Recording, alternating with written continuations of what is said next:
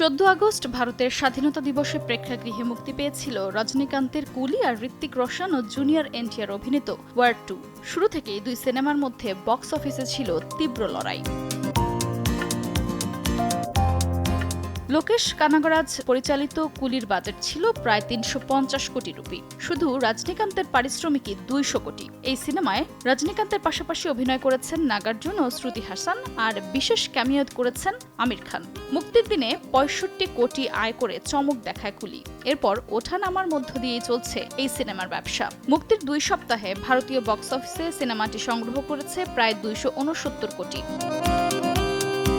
অন্যদিকে আয়ান মুখোপাধ্যায় পরিচালিত ওয়ার 2 এর বাজেট আরও বড়, 400 কোটি রুপি। সিনেমায় ঋত্বিক রোশন ও জুনিয়র এনটিআর ছাড়াও রয়েছেন কিয়ারা আদভানি, টাইগার শ্রফ ও আশুতোষ রানা। মুক্তির দিনে ওয়ার 2 আয় করেছিল 52 কোটি, তবে 2 সপ্তাহ শেষে এর মোট সংগ্রহ দাঁড়িয়েছে প্রায় 230 কোটি রুপি।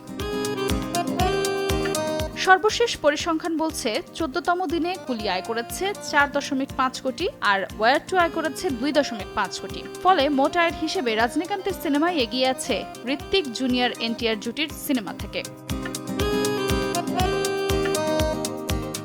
আফরোজা মৌটুসী, সময় সংবাদ।